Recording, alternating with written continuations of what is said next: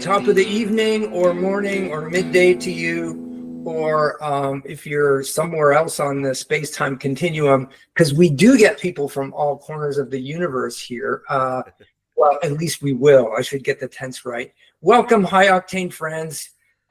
We've got a really, what is the word? Fantasticimo, I don't know, something like that, guest today. Caitlin Carter, and she'll tell you all about herself. And she certainly fits the mold of a high octane friend. Here we go. Last time I was at one of my many, as you know, listeners, fantastic penthouse apartments in the sky. Last time it was in Shinjuku, Tokyo, and this time we're right just down the street from, that thing that the Americans gave them the Eiffel Tower? I think it was. I wish. I was there a few weeks ago. But anyway, so do you want to launch right in, Caitlin? What's on your mind? Who are you? Who am I? This is a question I wake up and still don't have every day with and still don't have the answer to, right? And the answer actually changes every day. But yes, let's just go right in. I'm so pleased for the opportunity to be here today. I mean, we are relatively new friends. Let's just set the stage for that, people. We met a month ago at Tech and... But, our paths probably have crossed before. I've never met you before in my life. No, I'm 100% sure. Because you would remember, and I would remember. Yes. Right, we would remember. Yeah. And it's just been such a delight to get to know you and the people around you. And Trevor, you and I were sitting at opposite ends of the table a month ago, and so I didn't get a chance. And it's totally different and table last time, so didn't get a chance to know you a bit better. But I'm looking forward to that opportunity today. Fantastic! Oh, that sounds great. Yeah. Because we have a Tech and Grow breakfast series that is co-sponsored by High Octane Friends and my employer Think and Grow, and we've had just completed the second in the series, and it seems to be going swimmingly well, doesn't it? We've had some amazing people such as yourself come on, Caitlin. So that's looking like a hit. I had some people, for example, I had Stefania Mancini, who is, I think, the head of product marketing over at Intuit in Canada. Like, she was kind of I was happy that she was like, oh, that was so lovely. Thank you for inviting me. And it's great to know people like that. And Roy Pereira, all these amazing people in the tech ecosystem. And Roy Pereira, I actually met when I was director of operations at 111. So that was a complete shock to see him there. I haven't seen him since I left just actually a year ago. And I think the world of him. He used to call himself the mayor of 111. That's how he introduced himself to me. I love that. That's great. Awesome. Trevor, what's on your mind today? We'll throw it over to you a little bit. You're looking a little bit blue, literally. Are you? It's the lighting. So yes, you know what it might be. We have actually grow lights for our plants. So we have a couple things ongoing in my house. The one is getting ready for our backyard garden. So it was a COVID project. Was like, I think we just had the driveway redone, and there were some parts that were still kind of sandy and hadn't been asphalted over. And we said, you know what, that's the perfect width for a 4 foot by 8 foot bed, like garden beds. So I assembled some garden beds out of cedar. We had like 3 huge bags of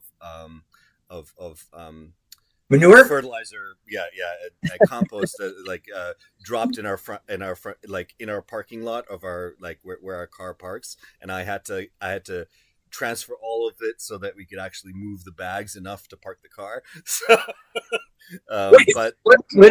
was it literally big piles of manure? It was 3 cubic meters of composted soil. So it's just ready to go. You throw it in, you put the plants in, and they grow up happily. And it was delivered from like a farm outside of Toronto, and they brought on a big flatbed truck and just dumped them right there. And I think we still have a few because Toronto has a free compost that like the city councilors will have like a day in the summer where they'll just similar sort of idea. They dump a bunch of compost on like in a park nearby, and then we'll go with a couple buckets and just pick it up, and it's for the community, so anyone can go pick it up and use it for their, for whatever. It could be your either like a little flower pot on your on the side of your balcony. It could be backyard gardens, whatever you want. And or it could be, in your case, your massive basement grow up. Yes, exactly. And so because the grow season is so small in Canada, we're zone 4 or whatever it is, we have to actually get the plants going in sort of March-ish, March, April, in order to have them big enough that they'll be productive for as much of the summer as we can. So so we've got like dwarf tomatoes, we've got jalapeno and a couple other hot peppers, and then well, zucchinis tend to be eaten by the squirrels that come by, so we have to we're figuring out all sorts of stuff, but that's our thing. And then we grow extra, my kids grow extra plants in just little solo cups, and we have a plant sale in like May once they're sort of just about ready to be transplanted, and we've been doing it for the past several years now. I think 4 years. This might be our 4th year running, and the neighborhood loves it because they can come by, they can pick up we have kale, we have these dwarf tomatoes are pretty popular. We have strawberries. We have like chamomile, so you can make chamomile tea out of it. And and so turning them into little budding entrepreneurs. So they've made like over $100 the past couple of times, and we distribute it according to like a parental discernments based on how much each kid actually contributed to like taking the plants out every day and getting used to the outside sunlight and everything else. So but they really enjoy it, and and it's something we can do for the community, because like we sell it for $2 or $3 a plant, which is like below market rates. Like the entrepreneur keeps saying we can bring that up, and my wife's like, no, they're not the best plants. So, well, let me know when your strawberries are in, and I may take a trip down to your house. Yeah, for sure. And do you grow anything other than, I know you grow tech startups, what you do, but do you grow right?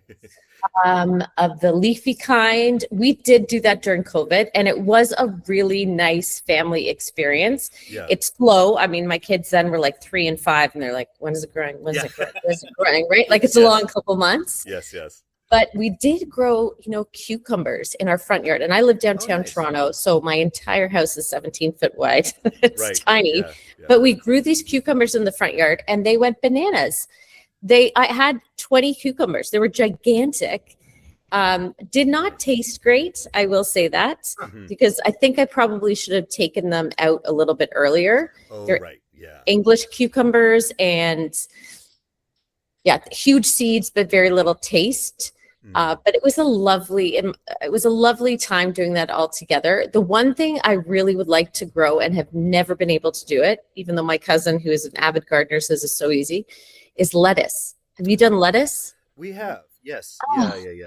And it is a bit more finicky than the other plants. Actually, we find that kale seems to be a bit more hardy. So, that might be an option. And, but the lettuce, the thing about the lettuce is that you have to sort of, it'll grow, and then you have to sort of trim the lower ones, and then it'll sort of keep growing. But if it gets unhappy, it'll bolt, which means it'll just go to seed sort of right away. If it's not getting enough, whatever, either it's nutrients or water or anything else. So yeah. Well, for those who are just joining us, this is the High Octane Gardening Show. In case you were confused. So we're going to segue a little bit more into all things tech and money and entrepreneurship and all that fun stuff, because as regular avid listeners, the many hordes of you would know, that's kind of our thing in many ways. So I'm going to throw it back over to you, Caitlin. So tell us what you do, maybe from whence, how do I say that? From whence you came?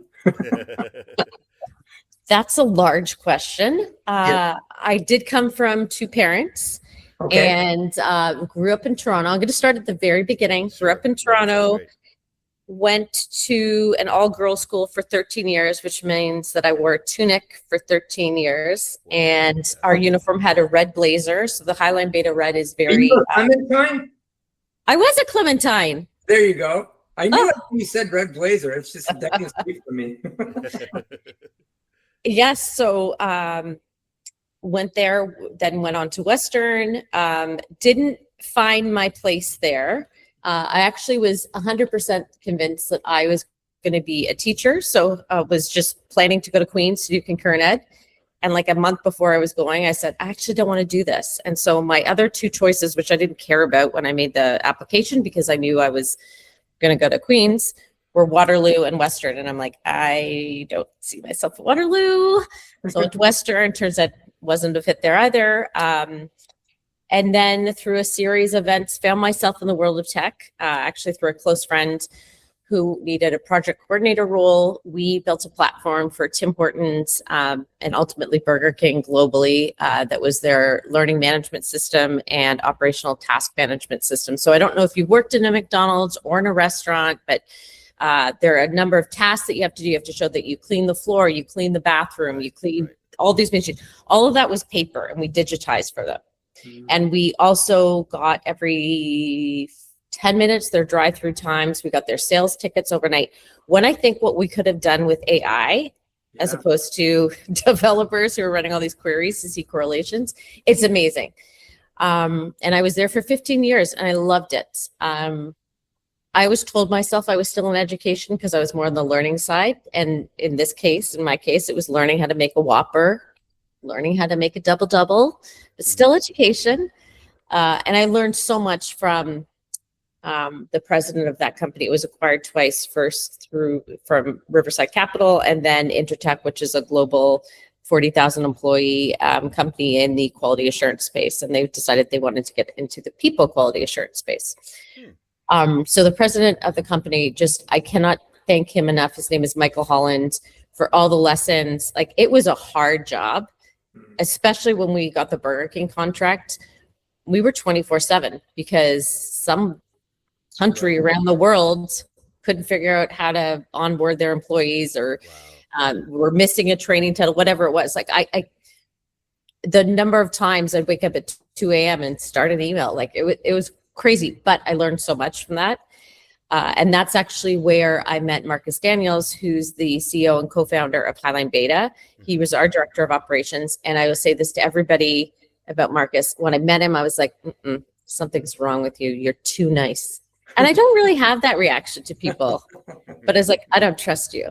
But I turned out to be completely wrong. He is just a gem of a human, so smart. And I just can't believe I'm lucky enough to be back with him. I went from that company that I was there for 15 years, Frameworks, Wisetail, Intertech, through many iterations, joined one of Marcus's or Highland Beta's portfolio companies called Parachute. And Parachute was a FinCare company. And by that, I mean, it was a lending company, but it specialized also in financial wellness. And it served Canadians who had a credit score of below 700 and couldn't access traditional banks. The only option was predatory lenders. So we saw people across every single job, income level. Like, this is not a low income issue, who were going to places like Cash Money, Fairstone Financial, Easy Financial. They had loans of 47 up to 40%, 47%, because that was the cap that, maybe it was 46, but that was the cap that was on loans at the time. But if you're taking out a $25,000 loan at 46%, you are never paying that back. And what happens is people take, pardon? And is it compounded daily? I don't know how often it's compounded. It's just a really bad situation. And, in my time, I learned so much about the psychology behind how people manage their money and feel about their money. And it's just as much financial literacy as it is psychology, if not more. There was a study out of UBC that talked about the impact of stress from finances is like the same as being impaired or losing sleep. So you can't make rational decisions when you're in that mind state. From there, I got an opportunity that was just amazing and eye-opening at 111, Director of Operations. I was there for a little under a year solely because Marcus offered me a job here, and I was like, the chance to work with you, I will drop everything. So that's how I made it to Highline Beta. Amazing. Well, that's good to know, especially about Marcus, because I mean, I think we may have done a little messaging here and there, but I've never met him, but I am set to meet him at least on a phone call, I think in a week's time. So oh, good. Yeah, I'm looking forward to that. And getting back to the more important thing. Oh, what is that? What's more important? Thing. Sorry, Marcus. That a Whopper may be more important than you. Not really. But I wanted to mention, my wife has these random cravings for Whoppers. Like, can you go to Burger King?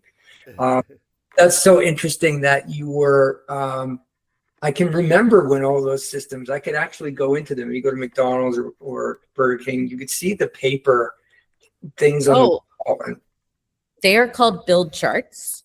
Okay. And as part of my role, yes, we designed the build charts for all the sandwiches. My first job, actually, my first task at the company called Frameworks was to reconcile the footage that we had on tapes, on physical tapes, because we would go in and film in the Tim Hortons restaurants and make sure that it was on our Mac. I don't even know what these systems were. They were huge. They were like these towers of storage. And I mean, I was 27 at the time. I didn't eat breakfast. And my job was, they just launched the breakfast sandwich. So I was watching hours of footage of this breakfast sandwich being recorded. I just remember being so hungry. You know, I have a cousin, she's retired now, but she used to be a producer, an advertising agency producer, and she did a lot of TV. And I know she used to do, what's that thing? The Italian one that we have in Canada. Like, hey, bada boom, bada bing, like that one. Oh, Pizza Nova? Not Pizza Nova. It's the other one. Oh, East Side Marius? And all that. Yes. Yeah, I remember having a conversation with her about that. And like, you see those burgers and the food. And because the filming for those commercials is typically very long, that's all fake food, eh? It's not real food. Yeah. The filming of it. Well, yeah, no, my dad used to work in a candy factory when I grew up. Like he literally was really wow. And he would tell me all the inside scoop, like the milk that you see poured on like the cereal boxes is like Elmer's glue, you know, because it doesn't drip. Like it's very hard to catch the milk splashing in just the right way, you know, kind of thing. So yeah. We didn't have the budget for that, so we used real foods, but it was not a marketing. It was a video. It was a training video. Training video. Yes. Probably came out great. Use real food in a training video, I would say. Yeah. Do you know, that was such an interesting experience. I'd never had any production experience at all in my life, and I got to go on green screen studios and just to see the post production. It amazed me what people could do, and I'm talking like 10 years ago. What you could do in the edit suite. And I remember, just change this up, change that up. I couldn't believe what we were able to do. And it might be the case that a very avid, like right from the way back beginning, a very avid listener. In fact, he's one of the watchers. Fewer people watch us on our YouTube channel than they do listen to audio. But on that very point of how things are produced and really things. So Ryan Gosling, as Trevor knows well, is a really big viewer of the channel, and he has recently put out the big hit. This is all BS, of course. Okay, I was in. I was buying it. Darn it. Okay, wipe that last 10 seconds out, Trevor. Yeah, there you go. This utter lie. Yeah. No, that movie Hail Mary that he's done, I highly recommend it. It's a terrific movie. It's long. It's like almost 3 hours. but they do a lot of special effects in that, as you would imagine. Then when they go to space, and I was asking my wife, I said, like, that's amazing that he was floating around and doing all that, and I thought that was actually going into space and doing weightless stuff. They do the planes. Mm-hmm. It's like, no, they hook them up on the green screen and everything, and they move around, and then they just take all this, I don't know, the lines out, which I think is amazing. But there's a lot of training, right?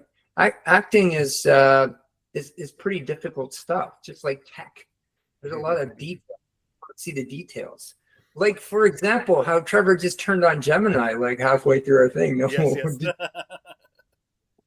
So you can tell it's still a bit of a work in progress. So. Yeah, it's all part of our ethos of authenticity. There you go. Everyone. Let's embrace it. Yes, right. Absolutely. Embrace it, except for the fact that, like, we all have fake backgrounds, but the people. Well, I had a white wall until 30 seconds before we started, and you two shamed me into changing my background. I can't show up on this podcast with no background. I think I'm in Mexico somewhere. Like having a penthouse with your windows open, beautiful day, looking onto the Eiffel Tower. But it is what it is. What a life. I think you said before, que sera, sera. And I'm going to throw out a bonus question to our listeners. And of course, we will give you a prize once in the future we have a sponsor, which maybe is Burger King. What is the connection between Que Sera Sera, Doris Day, and the tech ecosystem? That is the question. So we'll let you figure that out. And bonus points for if you can connect that back to Trevor's dad and what he said earlier. You might want to, rewind. The candy factory. Yeah. I live beside a candy factory now. Oh, yeah, and really? I do. I live beside the Cadbury plant. So I'm in Little Portugal. Oh. Not only do I live beside the Cadbury plant, but I also have a diner at the top of our street. So on any given day, I'm the luckiest person alive. I walk out in the morning and I'm smelling bacon or chocolate. Oh, man. I know. I didn't even know there was a Cadbury. And what's the diner? Let's shut them out. Hey? I don't know that you have to rush to this one, but it is called New Sunrise Grill. Okay. It used to be a Sunset Grill. Right. I think it has exactly the same menu, but it's called Sunrise, and now it's New Sunrise. Well, maybe they just decided that they couldn't afford the royalties. A lot of these restaurants do that, right? Seriously. They kind of get, I don't know about Sunset Grill. I don't want to diss them not knowing, but I do know that is the case. Sometimes they like want to. The franchise that has a lot of fees and stuff. Yeah. Years ago, I used to be an investment advisor, and this client of ours, lived in this gargantuan house right on the lake in Oakville. Like, wow, this is a fortune. And of course, we were asking, like, how did you make this money? And he really came from nothing, but somehow he very early on got a McDonald's franchise and then expanded, had a few of them, I think. And I remember him telling me a story about one of his, co-franchise owners. And he called him up and he's like, oh, I screwed up because I really didn't like the buns that McDonald's has on their hamburgers. And so I was using my own buns, and they're very strict. Mm-hmm. We franchise just over that. Like, you can't do that. And I digress.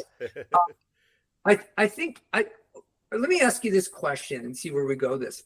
We've talked about AI a little bit and tech and growing business, and we're all Canadians, and we're in Canada.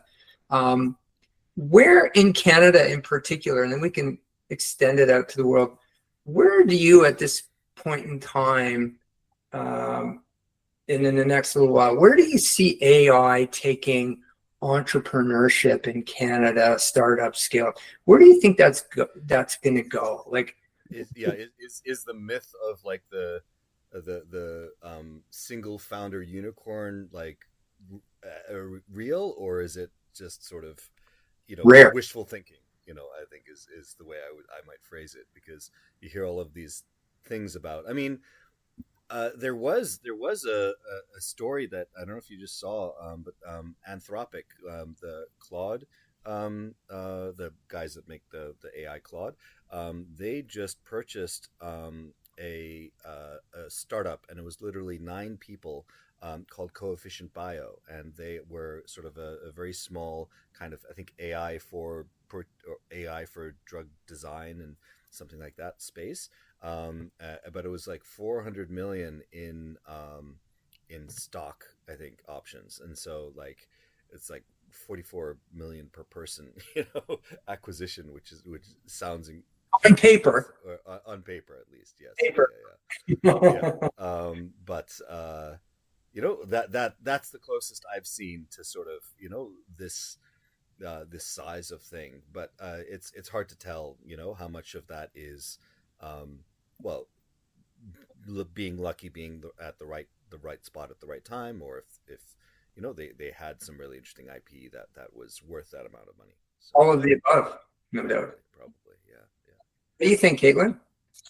Well, it's so hard to tell because I go back and forth on this. So I certainly know that AI makes things theoretically easier to build. And I've played around very superficially. Like my AI is primarily ChatGPT still, and I'm working to change that. But, I tried Lovable, I tried a couple other platforms, and I got to a certain point, and then I was like, I don't know what to do with this. Like, I can't go any further. I don't know what prompt you want me to say, but this is not working between the two of us. I give up. Yeah. But it certainly is reducing. And this was Marcus puts out a almost weekly newsletter called CIO and Beta. And he was talking about how AI is reducing time. So time used to be a really big moat for founders, but it's no longer that. I am genuinely pleased to see the shift from everybody saying they have AI in their product to actually having AI in their product. And I'm excited about what AI can do for founders who don't necessarily have the resources to hire a team around them, but have the technical skills to do something that much more so than I could do. I think like everything, we tend to go like a pendulum, right? We swing all the way this way and we swing all the way this way. And what will move us forward ultimately is when we find that balance. And I don't think we're quite there yet. But that's what I'm excited for, when sort of the hype and the hysteria dies down a little bit. Yes. And we can really see in action what these things can do. Clearly, people have done amazing things already with it. Are there gonna be more unicorn founders because of this? I have no idea. Yeah. It's very interesting. I mean, I have a couple thoughts on this. One is, because where are we going to be in the near term and the longer term? We're right in the middle, I think, of that peak hype cycle. And of course, companies are rapidly trying to attract heaps of investment money, venture capital. And so, if you want to trust people like Sam Altman, when he said the other day, apparently, I'm calling it, AGI is already here. Well, I don't know about that.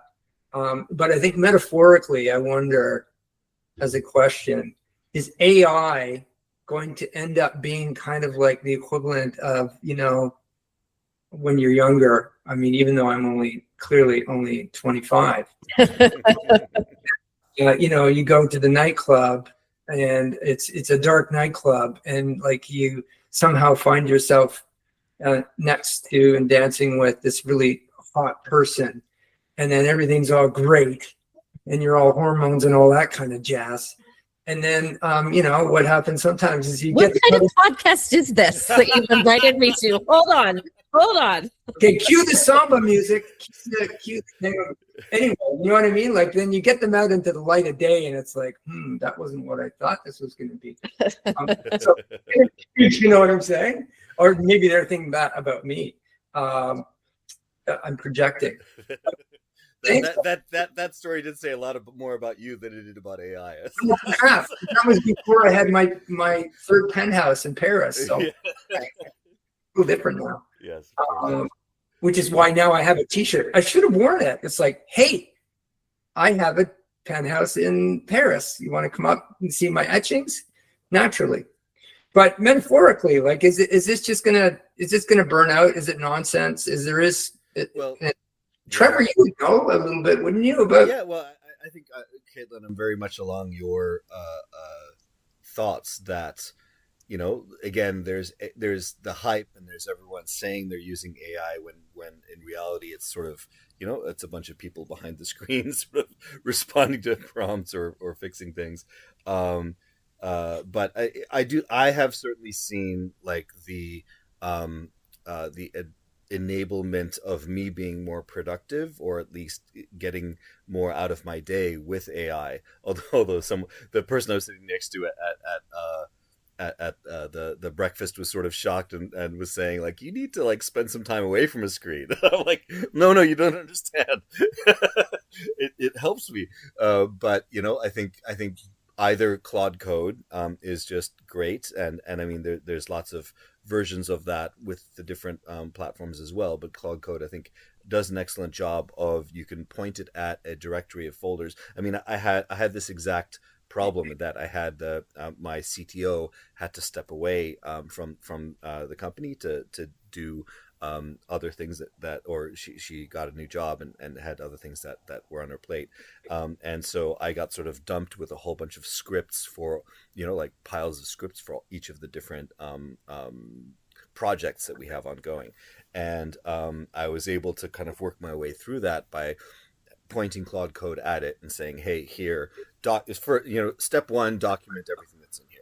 And then step two, kind of like learn what the different parts are, and then kind of reassemble them in a way that made sense to me, that helped me to sort of move the project forward. And even like, here's some proprietary format for segmentation, and like reverse engineer it and build me an importer that can import it into a software that I know how to use, so that I can do something with this. And it was able to do that, what would have taken me a week of my time sitting there and pairing through the docs and figuring it out, it was able to do in a couple of hours with kind of a conversation, with a natural language conversation. So I think. And was the output of that ultimately, accurate enough that you didn't feel like you had to spend hours and hours?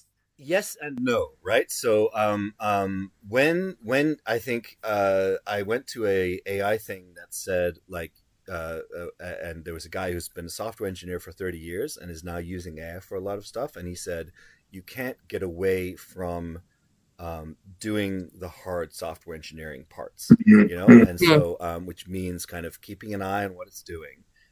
So that, that sort of importer was a clear win for me, because it solved something that I think we were previously, we couldn't read the files, so we had to sort of read the images that the files produced and sort of trace around the outlines of these things, and it was imperfect. But with this direct importer, I could not only get the actual polygons that were saved in the file itself, but I could also get the labels for each of the cells that were in that file. And the labels were sort of the more important thing, because that related to actual biology of each of these cells. Just to sort of interject, just to remind our audience, Trevor knows a thing or two about the application of like machine learning and other technologies to medical image diagnostics, right? Didn't they teach you that at the Manitoba Institute of Trucking, aka MIT? Yes. Although, okay. I mean, most of that I learned. A lot of that I learned subsequent to MIT, where I was running a core facility in Princess Margaret Cancer Center, and there I was sort of the data analyst responsible for helping to take all of these different image formats that were coming off of the images and convert them into something that could be ususeful for a publication, that kind of stuff. Let me ask you something, because I'm very curious. It almost seems like you wouldn't have to have gone to all that trouble, perhaps, and money and opportunity costs of going to MIT, the real MIT folks. Holy, Could you have instead, now that you're tempting me, could I just like go out and buy a white coat and show up to, say, the likes of Princess Margaret, which is one of the premier cancer research institutes in the world, right? Mm-hmm. Just show up and say, hey, I'm the new fellow, or what? I'm the new intern, and just go and learn that until they kick me out. No. Good answer. No. I mean, like MIT was great. I mean, they paid me to go. Yes. So I was there for grad school. So I didn't even bother applying for undergrad because it was like $40,000 a year, and that just wasn't in our path. So I went for undergrad. I went to the University of Buffalo, which was like the biggest state school in the SUNY system, and was incredible. And like I could take med school classes at the same time as taking my engineering classes, and so I got a lot out of it. And then you weren't tempted. And you weren't tempted by the terrific nightlife of downtown Buffalo, right? No. Exactly. And then by the time I got to MIT, then my boss would constantly remind me that not only was he paying my stipend, my grad student stipend to like for living expenses, but he was also paying the MIT tuition, which was like, again, $47,000. So I cost him more than a postdoctoral fellow. But I made it up for him by getting 10 papers out in 5 years. So, and working pretty hard. But I think I actually, you derailed me, Rob, because I think I was getting back to the second as I do of yes, which is fine. Where AI doesn't work if you're not careful, So I think I was looking through the code that it had generated for one of my things, and there was a random number generator, and I'm like, what are you using that random number generator for? And it's like, oh, I couldn't import your data, so I just made up a bunch of data over here, and I'm using that because I think the problem with AI is that it doesn't like failure, right? It's sort of which is such a human element, yes, right? Yes. It's so funny. Well, but that's what it's extremely sycophantic, and it will like always trying to please you. And so when it couldn't import those files, rather than just coming and asking me, how do I import those files? It said, I'm going to make up some data over here, and then we're going to use that, and then eventually we'll get back to importing the real data. But and so then I'm like, no, don't ever make up data, insert the right data. And so then it said, okay, I fixed it. And then I look at it again, and I'm like, no, you didn't fix it. And I was like, oh, well, I fixed it in the script that was generating these files, but we didn't actually run that script to regenerate the files. So I'm sorry to interrupt, but has anybody done like a book that sounds very archaic, but are there Reddit posts of these hallucinations? I'm sure there are. Yeah, there has to be. I really want to read those. Yeah, no, it's we should definitely. If there isn't, we should start one of funniest kind of hallucinations, because I think it's definitely. But I've certainly seen anecdotally it's the case, and so then people get into there's ways of telling it not to do that, and and even I think I saw one that I used on myself that was very actually quite helpful, and I said to ChatGPT, which I've just been using for solve this problem, solve that problem over the years, it was like, be brutally honest with me and tell me everything I'm doing wrong, and it went pretty hard. And so it's like, you're the CEO of this company. You shouldn't be troubleshooting someone's access to GitHub. You should this, the next. And so, but what emerged out of that was how about we put together a knowledge base for the company? That because I think that the trouble I had was that our existing sort of data analysts, they were trained sort of one at a time by the tech person at the time, but none of that was actually saved and recorded anywhere, and so it hurt my engineer heart to see a process that wasn't sort of documented in a way that could be reproduced, and so my approach then was to like start a knowledge base literally just on GitHub, on the company GitHub. And it's like, here's a bunch of like, if you do something more than once, write it down, put it in the knowledge base, because most likely some of your colleagues might be doing that as well. And then populated it with like some things that I saw.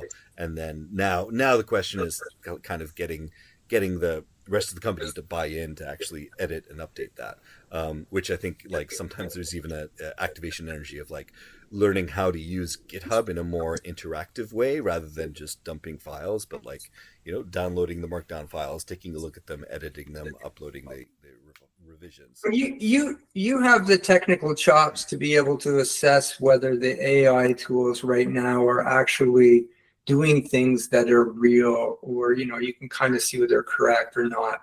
But these tools, I think Caitlin, you'd referenced earlier, Lovable, which I am kind of superficially familiar with, and how you can just you can just vibe code your way into everything. But I do think it's a bit of the last mile problem, and it reminds me of and that can create more work. Like I remember I'd seen a few months ago, all those things are changing, developing, that overall at least AI wasn't actually creating less work for people. I don't know if it's debatable whether it's going to create less employment or not, but it wasn't creating less work for people overall.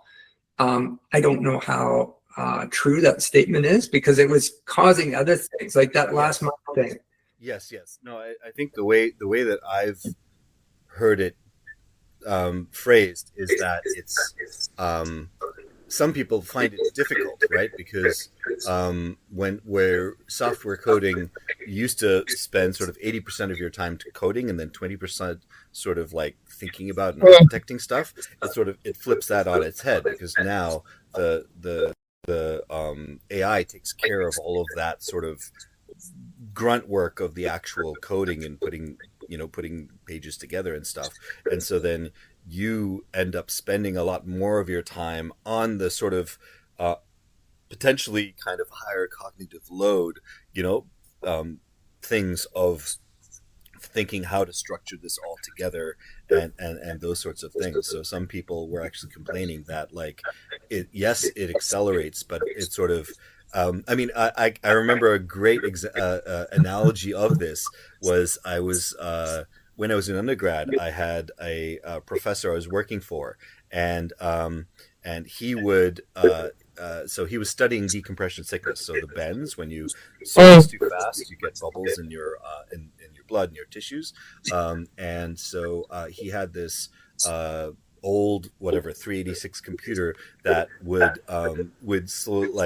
run a mathematical model and chunk through overnight, and he'd come back so he'd set the thing up, it would run overnight, he'd come back in the morning, and then he'd get his answer, and then he would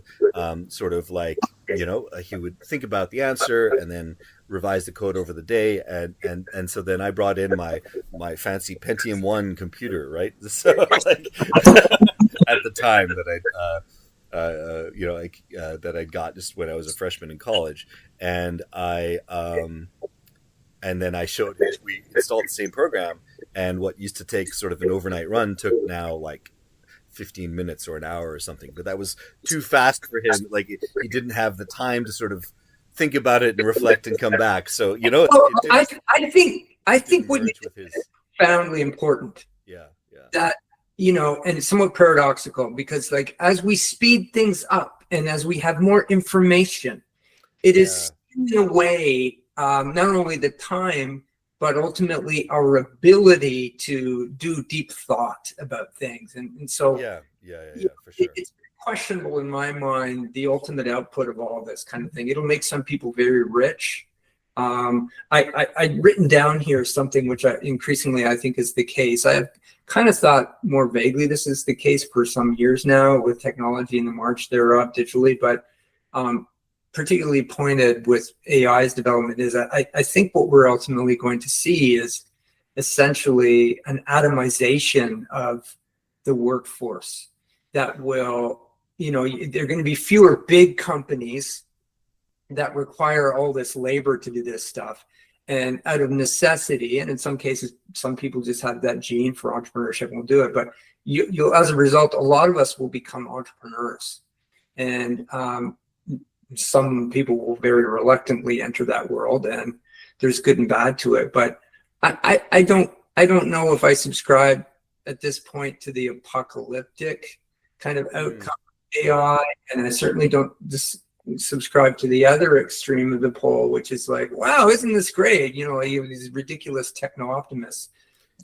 I tend to think of things in the kind of Buddhist way, the middle way.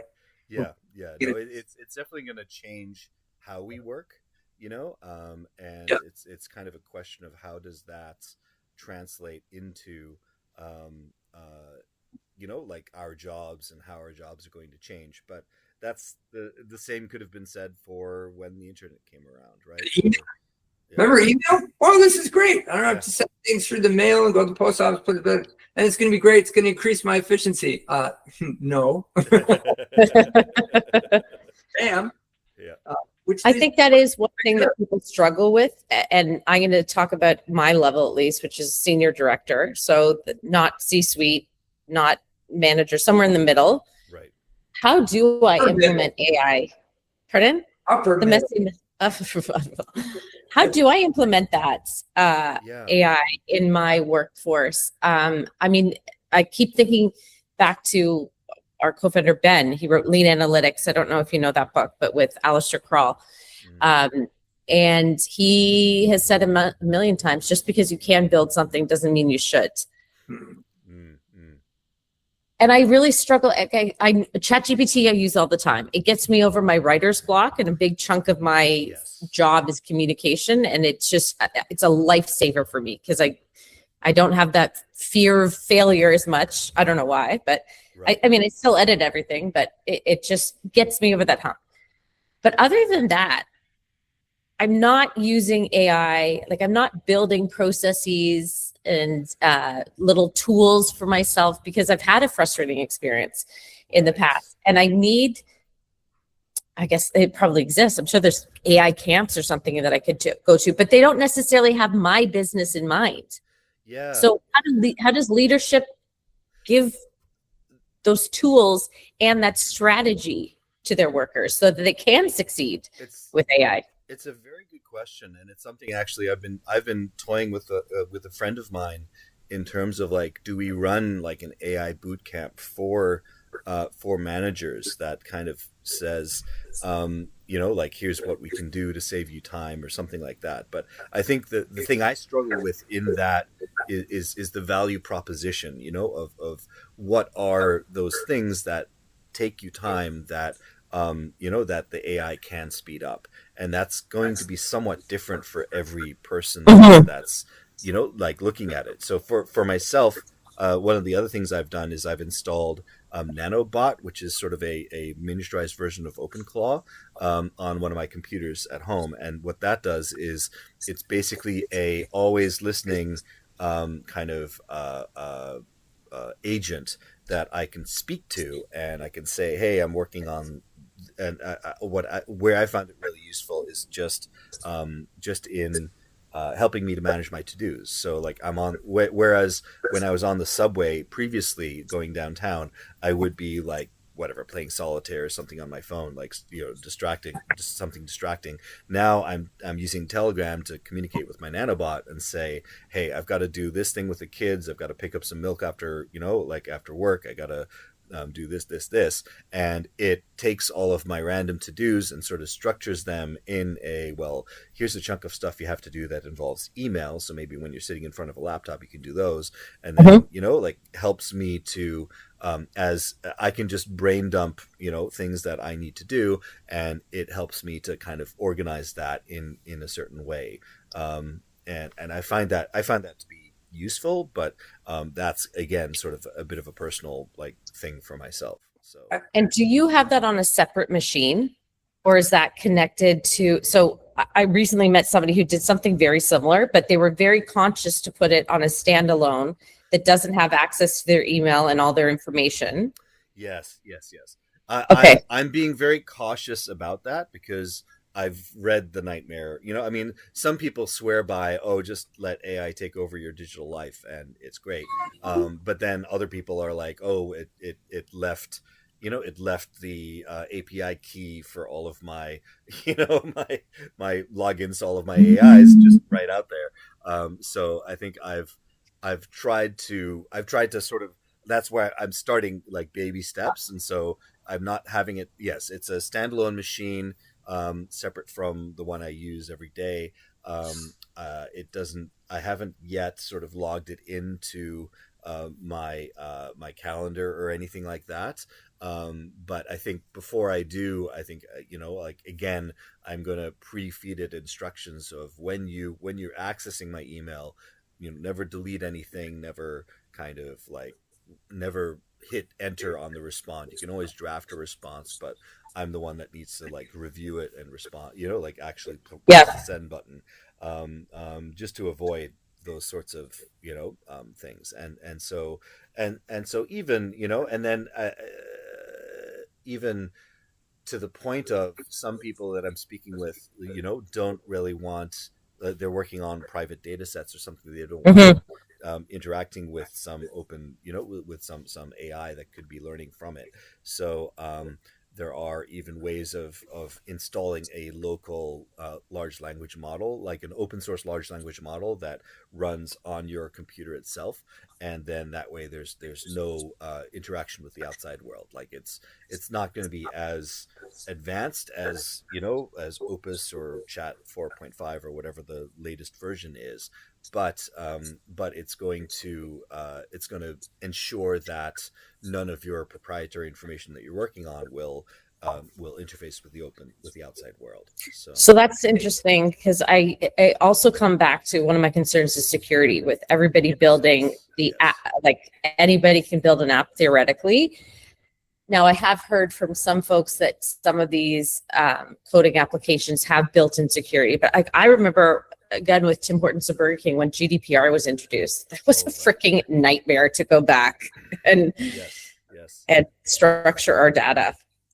And I don't know that I trust a young guy or girl to build an app that I'm going to love that will actually care about my data and keeping it safe. I'm not sure about that. Yeah. I just want to share something with you that underlines that point, which kind of threw me off balance, and it's happened to me twice recently. So my wife's car is about to come off lease, and so you know, we have one child, our son, who's 20, who loves cars, and so of course he's trying to convince his mother and I, particularly his mother, to like get something super awesome. Yeah. So she has indulged this wish for the last few weeks. We've been test driving some really amazing cars, and well, amazing that she entertains that. Some of these things are, well, you know, he's a university student. You get good grades, and we'll actually get this car. I won't tell you what it is, but like it's this crazy car. But I don't know whether certainly we weren't told, and even I worked quite a bit in digital media and marketing and know how these things work to some degree. But I must say, even I was surprised when today and recently, like suddenly all these random people from the likes of Land Rover, Range Rover, and Aston Martin, and even Rolls-Royce, believe it or not, has been following me around to connect and do all this. Is like, where is this coming? I have no idea who these people are. I'm like, oh, well, somehow they are, I guess, sharing, like say Mercedes shares data with these people, or maybe it's just like, you know, on a human level, they have deals like, well, if they don't buy the Mercedes, they might yell at each other at similar car dealerships, and they might buy from you. So they probably have some kind of cross, you know, maybe not even corporate sanctioned. But to your point, like, I don't think you can trust these people either on an ethical basis or on the basis of competency. There are too many complex moving parts that could go wrong. And I know my family thinks I'm paranoid about this, but I'm like, I tell them, I say, when you're on the TV and you're watching YouTube, like never ever log into YouTube, never do any of these things. They're trying to connect all the dots, and the dots are, even if you think you're doing things separately, this might be super paranoid, but I think it's probably worth it. Like you were talking about a separate 386 machine, like an old machine that doesn't have anything. There's no way of getting that on there other than like physically taking the thing.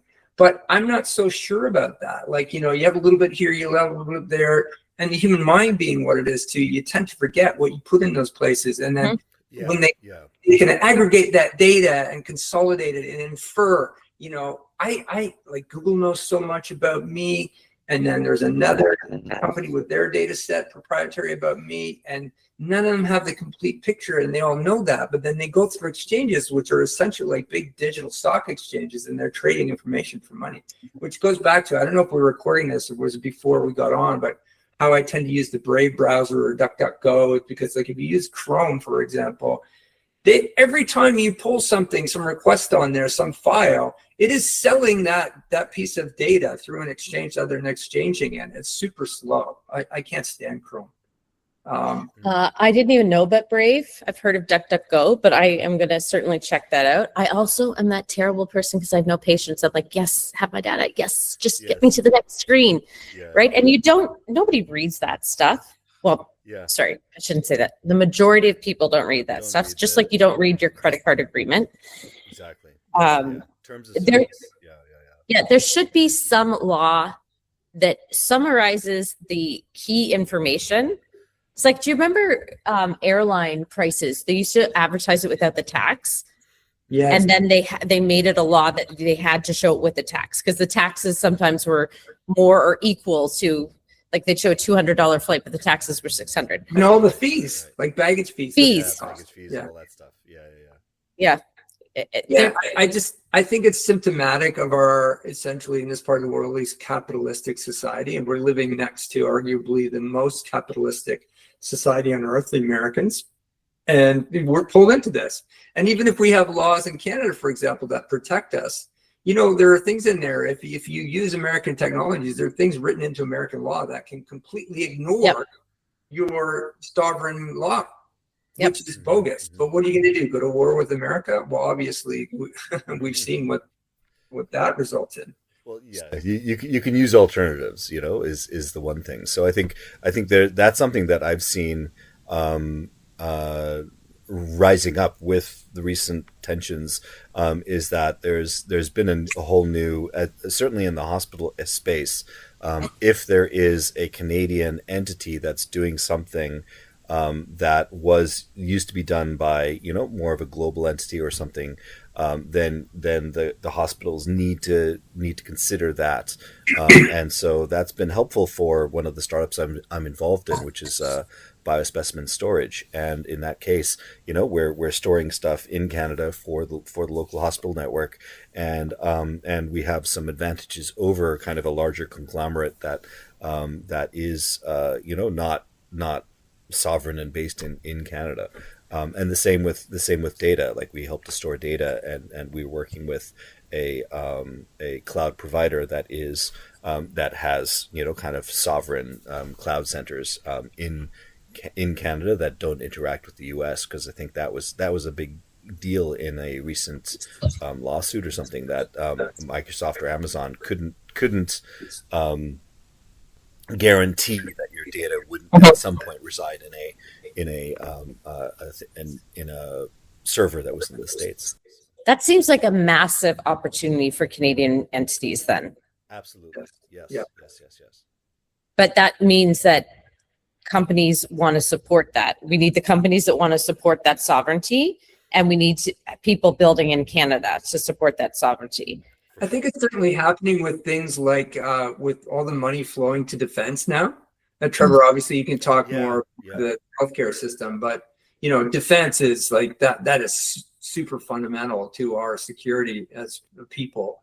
Is that we're maybe certain things you shouldn't share, even with your allies.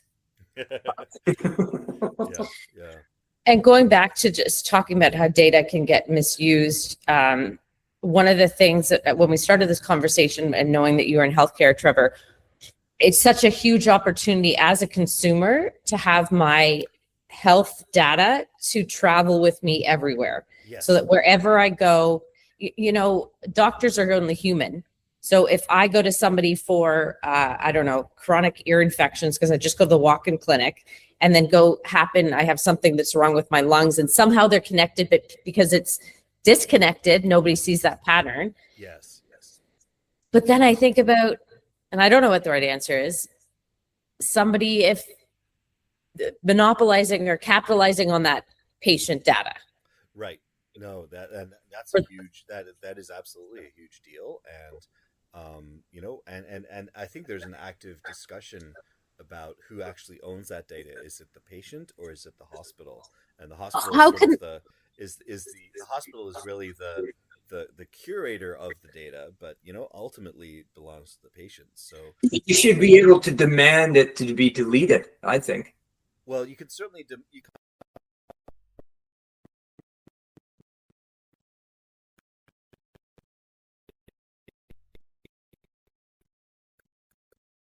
biocache is because hospitals in Canada are mandated to keep samples for 20 years for adults. Oh my God! Or 50 years for pediatrics, like just in case there's a recurrence when you're much older. And so Wow. that leads to basements filling up with these specimens that could be used for in basements in valuable downtown Toronto real estate that could be used for better things. Like actually your name attached to them. Well, Is it anonymized? Well, it's the the ID, like the ID of the patient, which is then linked up to your name itself as well. It's traceable. So then traceable. Yeah. You'd have to store the data as well for 50 years of who that ID is. Yes. And 20 years. Whether or not that happens, that's a very good question. There's probably paper records. But, oh God! But up until very recently, I remember one of my radiology friends was complaining that we still send radiology reports around via fax in the year 2026. So there's the hospital. The healthcare runs slowly for good reason, because they don't want to change. They certainly don't want to change so fast that that it can lead to something bad happening to a patient. So there's some good reasons for that, but I think it does lead to a lot of these sort of ossified things where innovation in healthcare is hard. So for that reason, I think I've stayed in my sort of comfort zone of working in the research space, where there's a little less kind of overhead, but I think that doesn't that I do need to also interact with the clinical space, and I have done that in clinical trial analysis in the past, but you really as you get more closer to working with patients, you have to be a lot more rigorous about both your processes and making sure that things aren't mislabeled and that sort of stuff, because ultimately when it impacts patients, it's a very important thing. So but there's certainly areas for improvement in that space, and I think that's something that is an area of opportunity for the future, for sure. There's a founder that I met while I was at 111. He's a founder of Cha AI. So their mission is to keep seniors and those with debilitating illnesses in their home for as long as possible. And he uses AI systems to interpret potential falls. And he's been very conscious about privacy, so everything is stored locally. His name is Robert Stanley. He'd be a great addition to the Tech and Grow Breakfast. Mm-hmm. He should meet Nadine. He should, yeah. No, she's doing something very similar. She's in that space somehow as well. Yeah. Yes, actually, I think I reached out to her and mentioned his name as well. I reached out on LinkedIn after I read that. That's right. Yeah. I'm glad you brought that up, but he should meet Nadine. The other thing that I wanted to throw out here, because why not? I met a lovely young woman who works in the philanthropic fund of sick kids, and it's a investment fund, but you don't get anything in your return other than goodwill. So you invest money for 4 years. And then you get the opportunity each year to have a vote on which research will be funded that year. And if there's any commercialization of those projects, the money goes back in the fund. Really interesting concept. But she has invited me to a tour of the Sick Kids facility on April 28th.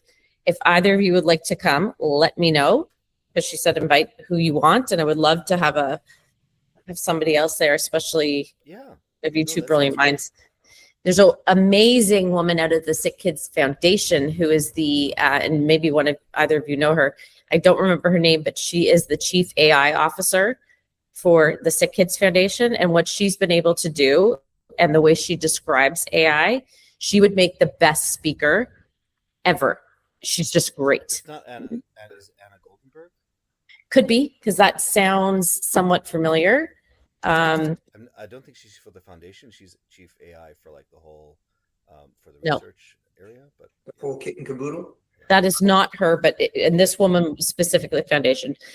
I mean, I recently got introduced to the Sick Kids Foundation, and it is such a remarkable organization. So I know that my family, I won't say who it was, but like we benefited from their care, and we saw like, man, these are some of the best people in the world. Like the team, the physicians, the nurses, like general staff were fantastic. So if I'm around on the 28th, maybe if you don't mind, send me that.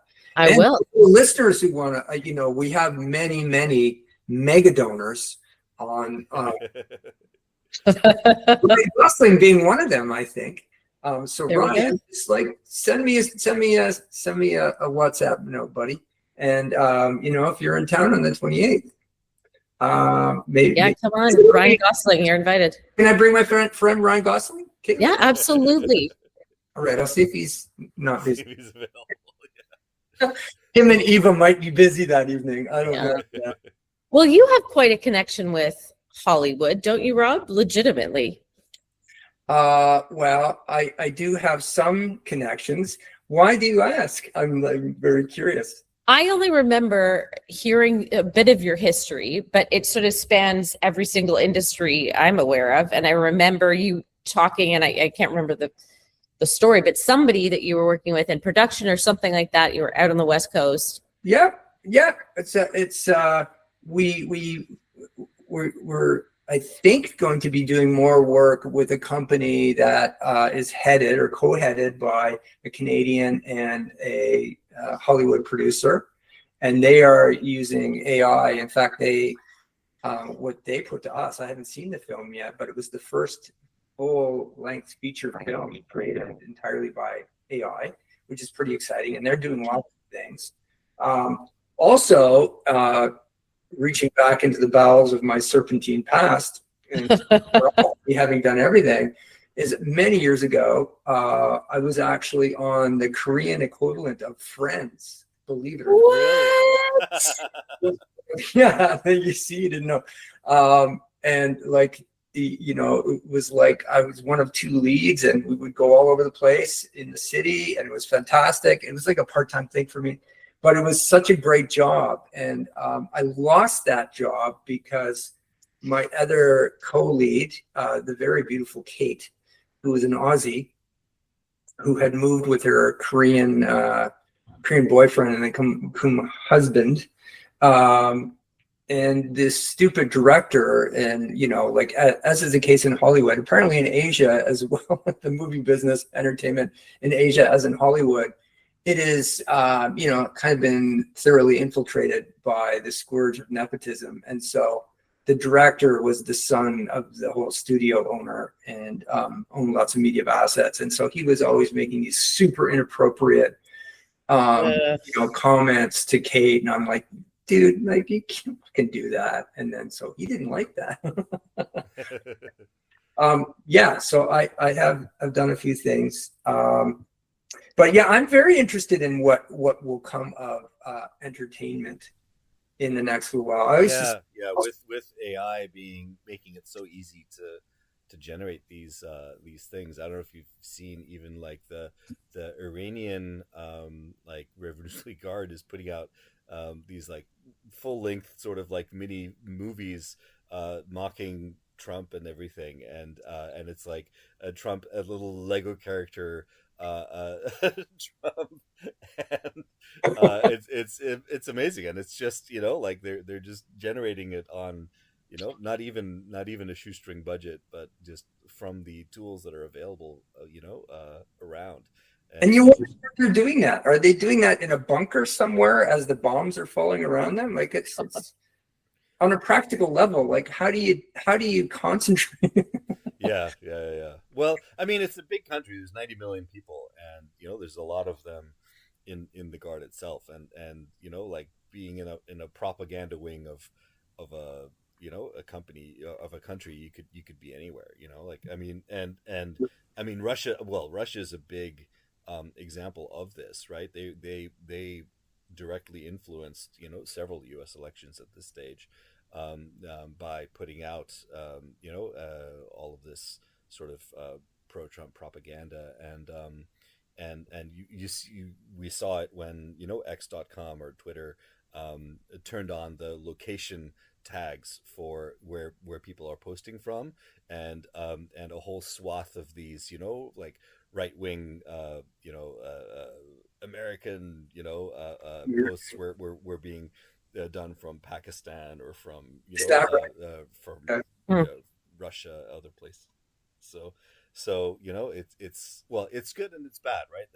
It's AI is good in that case because it's enabling people to make new content. So I saw something that was like this incredibly moving sort of thing in the Star Wars universe of Darth Vader visiting Padme's grave, and it was like this incredible like short film completely made with AI, and I mean hopefully it's still up. Hopefully Lucasfilm hasn't sort of gone after them, but that it's enabling people to create content in new ways, and then but it's not necessarily that the technology is good or evil, right? It's the people using the technology and what they use it for, so I think that's another interesting kind of concept to think about, is that the technology enables things. Like for myself, I've long since given up on worrying about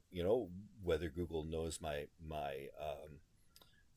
what I'm doing at any one particular time, but the trade-off is that I have Gmail emails going way back in my lifetime that I can sort of dig into and search up if I need to remember. Yeah, but you know what I do? So. Like I understand what you're saying, but apart from me doing things like using DuckDuckGo and just not putting out more than I need to, I will actually on occasion purposely go out there and put BS out there because I'm deadly serious. And like I now will even click on things that are completely antithetical to my belief, because I just want to like pollute their you're trying to confuse the that's exactly what I am. Algorithm. Like straight up, that's what I do. I do the opposite. I have like 5 different distinct. They know everything about you. I have 5 different distinct, like personalities on whatever it is, Instagram or YouTube. I have different channels for like, so my your moods. I can tell well for certainly for the different people in my family, so that all of the sort of there's a knitting and gardening channel. There's mine, which is like all politics, and then there's my kids, which is like all Minecraft and Lego videos. So. But that's interesting. There's 2 things I just want to talk about. I know we're probably running close to time. Yes, yep. Yeah.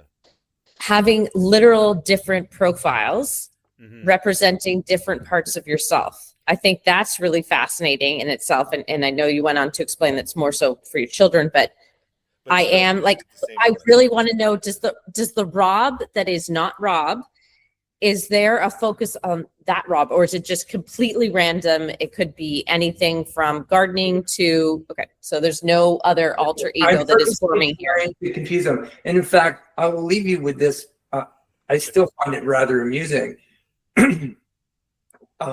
When I first signed up for Facebook years ago, And I believe, if I recall correctly, that was founded in 2004. Mm-hmm.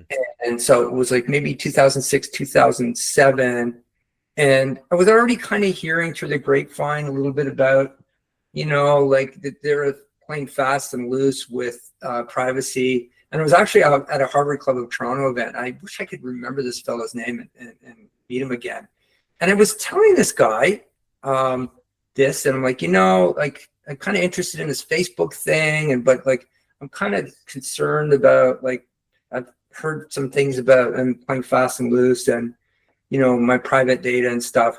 And he goes, well, let me tell you something, because I was literally at Harvard College with him and on the same dorm room floor. I know. So that's the first time I ever heard that nickname. So he's like basically saying that Mark Zuckerberg had no scruples. And so it was right to be paranoid.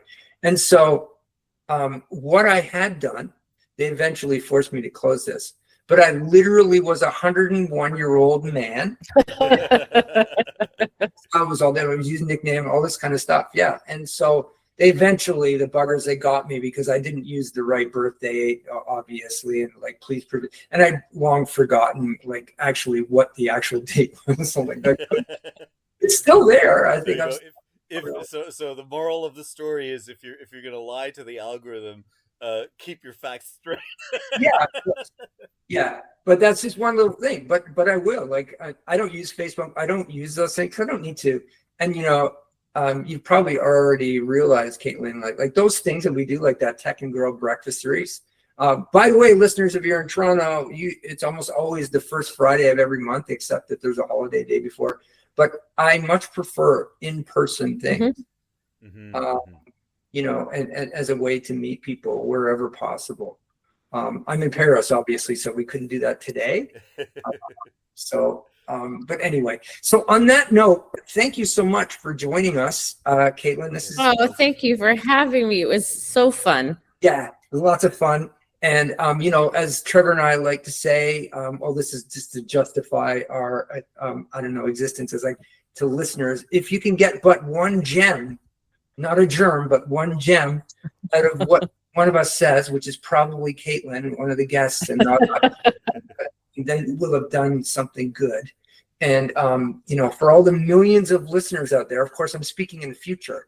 Sure.